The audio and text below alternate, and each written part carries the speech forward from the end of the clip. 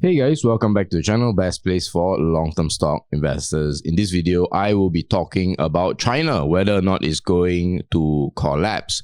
And basically, I'll give a rundown on what is happening, whether or not they'll actually collapse, and most importantly, what's likely to happen, and even how it could affect your portfolio. Now, of course, before I move on, as a disclaimer, none of what I say should be taken as financial advice. It's purely educational.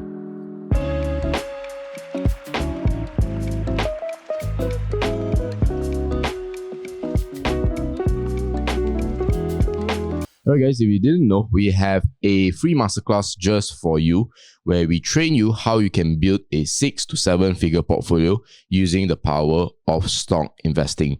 If that's something you're interested in, you can sign up for the masterclass in the comment section or the description.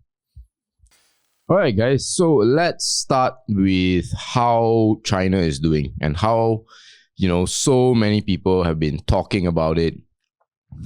It's all over the internet from, in 2022 and especially in around August, July region, there was a spike in the number of searches online. And of course, our fellow YouTube creators are very good to hop on this trend. We not so smart, we did not hop on this trend, so perhaps this video won't do that well views wise. But I decided to delay doing this video, even though quite a few people asked us about this video, because I always believe we should let the facts, things should cool down first before we start talking, rather than immediately talk about it. So what is happening with China? Essentially, there is a property crisis, right? There are protests going along around, especially in the Henan province, where, a lot of people are not too happy with developers, and developers now lack of money, and they're asking the government for help. And the, people who buy the property, the consumers, starting to doubt, right, a lot of these property developers, and there's a fear that this could be a dominoes, essentially. Now, what's happening is that, $6 billion of deposit from the banks are essentially frozen. And then roughly, Chinese home buyers are refusing to pay roughly $300 billion worth of mortgages. That's absolutely crazy. And then you're looking at, 301 projects, right? Their mortgage payments have been stopped across 91 cities. This is, pretty massive stuff. So how has this, how did it come to this, right? Well, the first thing is that, Chinese people really love properties. On the left side, my left at least, you can see the, Canada and United States. Let's take United States, for example. The breakdown of their wealth, right, is a mixture of financial and real. So financials would be like stocks, things like that. And then real would be, physical assets in the form of usually properties. You can see quite clearly that, close to 70% of typical Americans' wealth is in the stock market, right? Big chunk of it. Their wealth is very liquid and things like that. Now, when you flip it around for China, you can see around 60% of their wealth is actually in the form of real estate or real, like properties. So they really love it. And a lot of the perception that, people have, not just Chinese people, but people in general, is that property only always goes up. And there's always FOMO, right? You better buy now because in 5 years it's going to be more expensive. So a lot of developers actually know this, and so that's why they really like to build a lot of properties for two reasons. One, they know the Chinese people actually really like properties, and the second one is that a lot of politicians, right, in the Chinese government are judged based on performance. Now, what is the performance? The performance is usually inclusive of GDP targets, right? The Chinese government actually set GDP targets for all their provincial leaders. And so in the GDP equation, and this chart you can see here, think of it like sort of like a machine, right? You want to hit GDP targets. You want all these different elements to be going up, right? So for example, on the top, you have the blue one, which is personal consumption, i.e. you want people to be spending more. The more they spend, the more GDP goes up. And then you also, the next one will be the red one. That's gross capital formation, which is what we'll be focusing on a little bit more. Gross capital formation is essentially, infrastructure spending on real estate and things like that. And then you have others like exports or net exports, which is, do they sell, how much more of their exports do they sell compared to their imports? And then you also have government consumption expenditures, which is basically what the government spends on. So the important two levers here would be the personal consumption and the gross capital formation, right? These two are the biggest drivers. They are the biggest in terms of the share. And we want GDP to go up. Ideally, actually, you want the consumption levels to go up. Every major economy in the world, especially the United States, even in Malaysia as well, we are not major, but we do have a similar structure.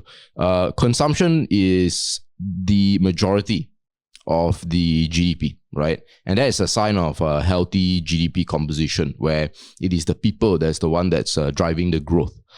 Now, another one would be infrastructure spending, or as I said, gross capital formation. These are in, physical assets such as real estate. And this is the second way you can grow. Now, typically, the GCP is a lot easier to control than consumption, right? Consumption is based on whether people want to spend and a lot of complicated factors, right? Consumer sentiment, things like that. Whereas for gross capital formation is literally just, approving a loan for a project. And once it gets built, that counts as, an addition to the GDP. So now I go back to my, what I said just now about people wanting, people who are judged based on GDP targets, right, in China. Guess what? They're going to be more happy to allow loans, to allow all this real estate to get built up because it contributes to GDP. And what is interesting, you can see from the period of 1995 to 2020, the gross capital formation has essentially taken over the personal consumption expenditures, which is alarming, right? And economy like the US, it's the complete reverse, right? The personal consumption is a lot higher, sometimes even 70% of the economy. In Malaysia, it's somewhere in that range as well, 60-something%. Whereas for China, gross capital formation sometimes is half of GDP, where the rest contributes to the other half. So, as I said, how is this relevant? So, once they have GDP targets, right, so they want a promotion. So, they are more likely to encourage developers to give loans, to build all this, so that, they can look good. And when they go for their assessment, they'll say, oh, very good, your GDP targets are hit. So, a lot of these property developers will have this thing called Presale Model. You can watch this video by Casgan Academy. He did a very, very good breakdown on this. But essentially, they start collecting payments from the home buyers before the property is even built, right? Because why they are able to do this? Usually you want to start paying the mortgage, right? When you probably are, once the property is built or something like that. But it's probably the reason why this pre-sale model can work is because people believe that the properties can go up. So they just want to buy and, straight away, right? So when they get some of the money, the property developers keep, rolling the money, right? And so they keep repeating the process, right? Property after property after property. And so each new development is built on the previous development, built on the ability of the previous development to receive, payments by the, home buyers. Unfortunately, only 60% of homes get built. And what this means is that, home buyers are not stupid, right? They know this. And so they start getting worried. And if they get worried, they want to take their money out and everything collapses. But of course, with the Chinese government, the interesting bit is that they can just halt, people pulling out money.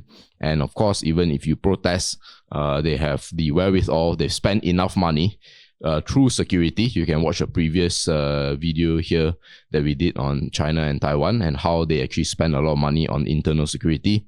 And so they can actually manage the protests quite a little bit better. But essentially, that is the story, right? So a lot of people are actually comparing this with the US. And I think in the next segment, I'll share with you whether or not these comparisons are fair. Alright guys, before we move on, just to let you know, we have a one-on-one mentorship application form for you to fill up if you're interested in working with us, where we can help you invest in the stock market better. These are one-on-one sessions. They're very private, and so if you think you can be one of the 20%, right, that actually ends up having an interview with us, go ahead and apply. You can find the link in the comment section or the description. Okay, so as I mentioned earlier on, lots of people are saying that, you know, this is like the whole 2008 US financial crisis situation that they had with the banks, right? And, you know, home buyers as well. It was a real estate crisis. Now, the first thing you need to look at is the composition of the debt, right, of the US leading up to the financial crisis. So the financial crisis happened in 2008. And what's clear to see is that the largest composition of debt, you exclude financial debt for now. But if you look at the difference between federal, household, and corporate, you can see quite clearly that corporate debt is right at the lowest, whereas household debt is at the highest. And of course, a big chunk of that is the loans, right, for their real estate. So, you know, nearly 100% of GDP was household debt. And for corporate, it was only around less than 30%. But when you look at China, it kind of flips, right? You can see that corporations have the largest chunk, right? Huge chunk, 250% of GDP, whereas households are, you know, slightly under 50% only. So it's a flip situation. In fact, the differences are more extreme. Now, why is this important? This is important because households spending and that situation and personal finances is typically harder for the government to control, right? They can't control people taking on more credit card debt. It's a lot harder, right? Whereas corporations are a lot easier, right? If you as the Chinese government want a particular corporation to stop doing A, B, or C, you can just tell them stop doing A, B, and C. Typically, especially in China's case, they will stop. So there's a lot more control when it comes to the Chinese economy that the government, the CCP, has. So I think that's the first big difference, right? The US situation is more market driven. So, you know, the market will just do whatever the market does. Nobody quite knows, you know, what that is. Whereas the Chinese government, partly because they are a former, I would say, communist country, control is a lot bigger.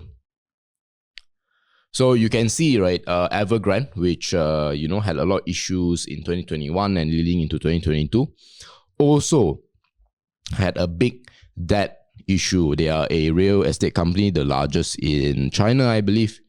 And the Guangdong province government says that it would, at Evergrande's request, send a working group to the company to try and fix the situation with them immediately. And they will, if you know anything about the Chinese government, they will pump in liquidity to save companies if they need to. And they can do it very, very quickly.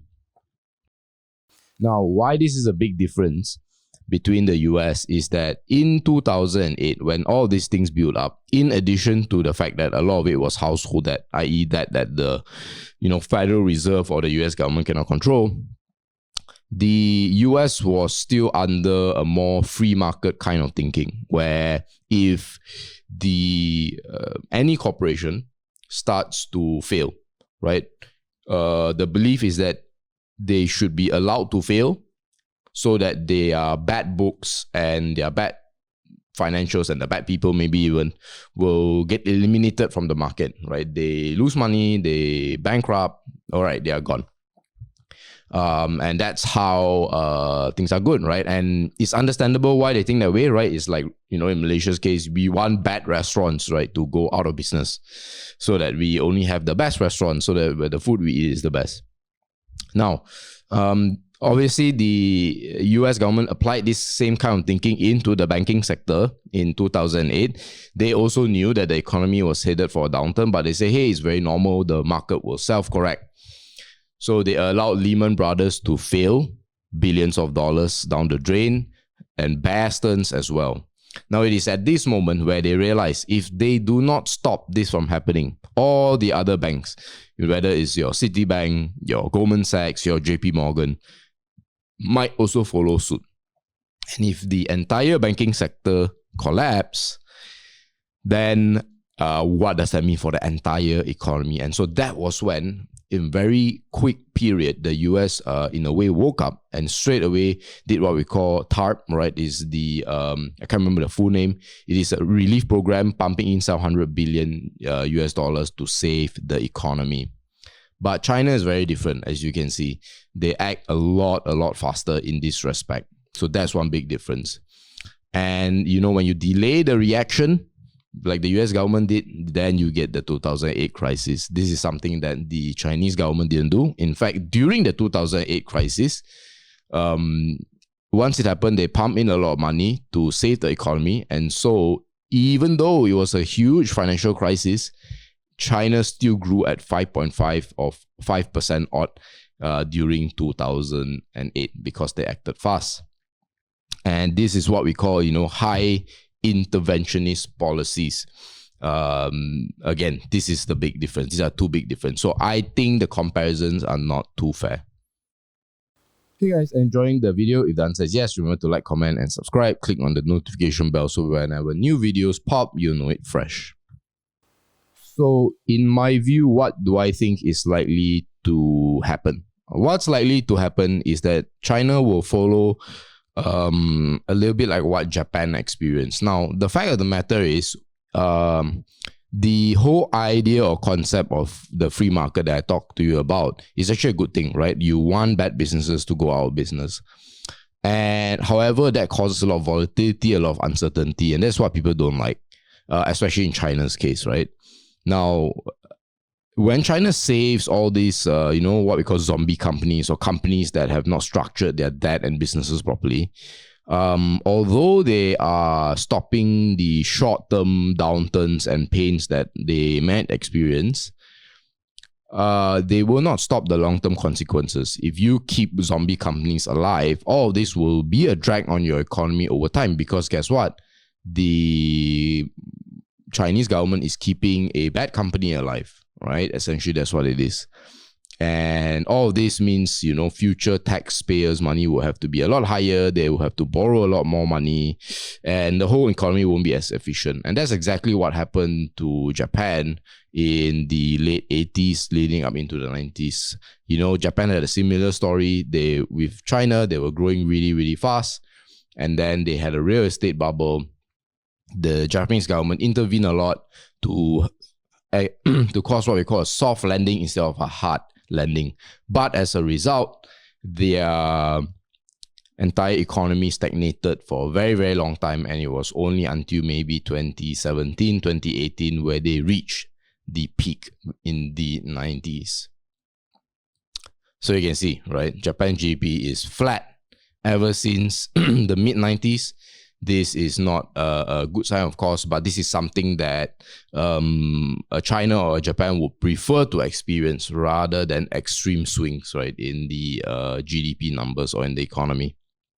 So here are my conclusions, right? I believe a hard landing or a collapse in China is very unlikely because of how much control the Chinese government has and how fast they act. But unfortunately, how fast you act doesn't mean that the decision you make would be the best for your country over the long term, right? It will have long-term consequences when you start bailing out all these companies, right?